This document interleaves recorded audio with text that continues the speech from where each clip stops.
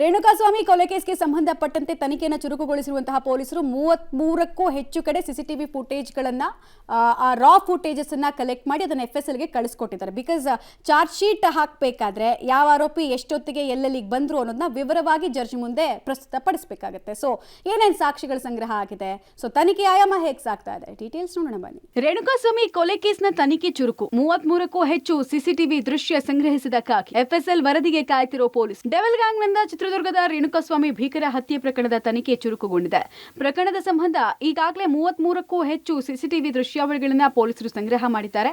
Stony broke ರೆಸ್ಟೋರೆಂಟ್ನಿಂದ Pattanagere ಶೆಡ್ನಿಂದ Sumanahalli ರಾಜಕಾಲುವೆ ಮಾರ್ಗದಲ್ಲಿನ CCTV, ರಸ್ತೆ ಬದಿಯ ಎಲ್ಲ ಫುಟೇಜ್, ದರ್ಶನ್ ಮನೆ, ಪವಿತ್ರ ಗೌಡ ಮನೆ ಸೇರಿದಂತೆ 33ಕ್ಕೂ ಹೆಚ್ಚು ಸಿಸಿಟಿವಿ ಫುಟೇಜ್ಗಳನ್ನು FSLಗೆ ಪೊಲೀಸರು ರವಾನಿಸಿದ್ದು ವರದಿಗಾಗಿ ಕಾಯ್ತಾ ಇದ್ದಾರೆ. ರೇಣುಕಾಸ್ವಾಮಿ ಕೊಲೆ ಪ್ರಕರಣದಲ್ಲಿ ಮಹತ್ತರ ಸಾಕ್ಷಿಗಳನ್ನು ಕಲೆ ಹಾಕೋದಕ್ಕೆ ಕಾಮಾಕ್ಷಿಪಾಳ್ಯ ಪೊಲೀಸರು ನಿರಂತರ ಶ್ರಮವನ್ನು ಹಾಕ್ತಿದ್ದಾರೆ. ಅವತ್ತು ಕೊಲೆ ನಡೆದಂತಹ ದಿನ RR ನಗರದ ಸ್ಟೋನಿ ಬ್ರೂಕ್ಸ್ ಪಬ್ನಿಂದ ಹಿಡಿದು ಶವವನ್ನು ಬಿಸಾಕಿದ್ದಂತಹ ಸುಮನಹಳ್ಳಿಯ ರಾಜಕಾಲುವೆವರೆಗೆ ಸುಮಾರು 33ಕ್ಕೂ ಹೆಚ್ಚು CCTVಗಳನ್ನು ಸಂಗ್ರಹ ಮಾಡುವ ಕೆಲಸವನ್ನು ಮಾಡಲಾಗಿದೆ. ಸ್ಟೋನಿ ಬ್ರೂಕ್ ಪಬ್ನಿಂದ RR ನಗರದ ಜಯಣ್ಣ ಅವರ ಶೆಡ್ವರೆಗೆ ಒಂದಷ್ಟು ದಾರಿಯುದ್ದಕ್ಕೂ ಸಿಕ್ಕಿದಂತಹ CCTVಗಳು, ಆ CCTVಗಳಲ್ಲಿ ಆರೋಪಿಗಳು ಓಡಾಡಿದಂತಹ ದೃಶ್ಯಗಳನ್ನು ಒಂದು ಕಲೆಕ್ಟ್ ಮಾಡುವ ಕೆಲಸವನ್ನು ಮಾಡಲಾಗಿದೆ. ಅದರ ಜೊತೆಗೆ ಶೆಡ್ ಒಳಗಿನ ಒಂದಷ್ಟು CCTVಗಳು, ಆ ಬಳಿಕ ಶವವನ್ನು RR ನಗರದ ಶೆಡ್ನಿಂದ ಸುಮನಹಳ್ಳಿಯ ರಾಜಕಾಲುವೆವರೆಗೂ ಕೂಡ ಸಾಗಿಸಿದಂತಹ ಮಾರ್ಗದ ಉದ್ದಕ್ಕೂ CCTVಗಳನ್ನು ಕಲೆ ಹಾಕುವ ಕೆಲಸವನ್ನು ಕಾಮಾಕ್ಷಿಪಾಳ್ಯ ಪೊಲೀಸರು ಮಾಡಿದ್ದಾರೆ. ಹೀಗೆ RR ನಗರದ ಸ್ಟೋನಿ ಬ್ರೂಕ್ಸ್ ಪಬ್ನಿಂದ ಹಿಡಿದು ಸುಮನಹಳ್ಳಿಯ ರಾಜಕಾಲುವೆವರೆಗೆ ಸುಮಾರು 33 CCTVಗಳನ್ನು ಕಲೆ ಹಾಕಿ FSLಗೆ ಕಳಿಸುವ ಕೆಲಸವನ್ನ ಪೊಲೀಸರು ಮಾಡಿದ್ದಾರೆ. ದರ್ಶನ್ಗೆ ಕೆಟ್ಟ ಮೇಲೆ ಬುದ್ಧಿ ಬಂತ, ಪರಪ್ಪನ ಅಗ್ರಹಾರದಲ್ಲಿ ದಾಸಾಕು. ಕೊಲೆ ಕೇಸ್ನಲ್ಲಿ ಪರಪ್ಪನ ಅಗ್ರಹಾರ ಜೈಲು ಸೇರಿರುವ ನಟ ದರ್ಶನ್ಗೆ ಕೆಟ್ಟ ಮೇಲೆ ಬುದ್ಧಿ ಬಂದಂತಿದೆ. ಜೈಲಲ್ಲಿ ಸಂಪೂರ್ಣ ಬದಲಾದಂತೆ ದರ್ಶನ್ ವರ್ತಿಸಿದ್ದಾರೆ. ಮುಂಜಾನೆ ಎದ್ದು ಧ್ಯಾನ ಮಾಡೋದು, ಪುಸ್ತಕ ಓದೋದು, ದೇಹ ದಂಡಿಸೋದು ಮಾಡ್ತಿದ್ದಾರೆ. ಜೈಲಿಗೆ ಸಾರಥಿ ಭೇಟಿಗೆ ಹೋದವರ ಬಳಿ ಅಭಿಮಾನಿಗಳ ಬಗ್ಗೆ ಚರ್ಚಿಸ್ತಾರಂತೆ.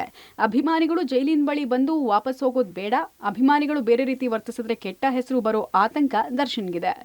ಕೊಲೆ ಕೇಸ್ನಲ್ಲಿ ದರ್ಶನ್ ಜೈಲು ಪಾಲಾಗಿದ್ದು ಈಗಾಗಲೇ ಜೈಲಿಗೆ ಹೋದ ನಂತರ ಕೆಟ್ಟ ಮೇಲೆ ಬುದ್ಧಿ ಬಂತ ಅನ್ನೋ ರೀತಿ ವರ್ತಿಸಿದ್ದಾರೆ. ಜೊತೆಗೆ ಜೈಲಿಗೆ ಸೇರಿದ ನಂತರ ಸಂಪೂರ್ಣವಾಗಿ ಬೆಳಗ್ಗೆ ಎದ್ದು ಯೋಗ ಮಾಡುವಂಥದ್ದು, ಪುಸ್ತಕ ಓದುವಂಥದ್ದು ಅಥವಾ ಧ್ಯಾನ ಮಾಡುವಂಥ ಕೆಲಸಗಳನ್ನು ದರ್ಶನ್ ಈಗ ರೂಢಿ ಮಾಡ್ಕೊಳ್ತಿದ್ದಾರೆ. ಎಲ್ಲೋ ಒಂದು ಕಡೆಗೆ ದರ್ಶನ್ನ ಭೇಟಿಗೆ ಹೋದಂತಹ ಸ್ನೇಹಿತರಿರ್ಬೋದು ಅಥವಾ ಕುಟುಂಬಸ್ಥರು ಹೋದಾಗ ಎಲ್ಲೋ ಒಂದು ಕಡೆಗೆ ಅಭಿಮಾನಿಗಳ ಮೇಲೇ ಅಭಿಮಾನಿಗಳ ಒಂದು ಆತಂಕ ಆಗಿರುವಂಥದ್ದು. ಈಗಾಗಲೇ ಜೈಲು ಬಳಿ ಬಂದು ಯಾರೂ ಸಹ ವಾಪಸ್ ಹೋಗೋದು ಬೇಡ, ಅಂದರೆ ಜೈಲಿನ ಬಳಿ ಬಂದು ವಾಪಸ್ ಹೋಗೋದ್ರಿಂದ ಬೇಸರ ಆಗ್ತಾರೆ. ಹಾಗಾಗಿ ಜೈಲಿನ ಅಧಿಕಾರಿಗಳ ಬಳಿ ಇರ್ಬೋದು ಅಥವಾ ಕುಟುಂಬಸ್ಥರ ಬಳಿಯೂ ಸಹ ಯಾರೂ ಬರೋದು ಬೇಡ ಅಂತ ಮನವಿ ಮಾಡ್ಕೊಳ್ತಿದ್ದಾರೆ. ಒಂದು ಕಡೆಗೆ ಈಗಾಗಲೇ ಸಹ ನಟರು ಇರ್ಬೋದು ಅಥವಾ ಸ್ನೇಹಿತರು ಹೋದಾಗಲೂ ಸಹ ದರ್ಶನ್ ಒಂದೇ ಹೇಳುವಂಥದ್ದು, ಅಭಿಮಾನಿಗಳು ಯಾವುದೇ ಥರದ ಏನು ಬೇರೆ ಥರದ ಯೋಚನೆ ಮಾಡೋದು ಬೇಡ, ಕೆಟ್ಟ ರೀತಿಯಲ್ಲಿ ಒಂದು ಸಂದೇಶ ಹೋಗ್ತದೆ.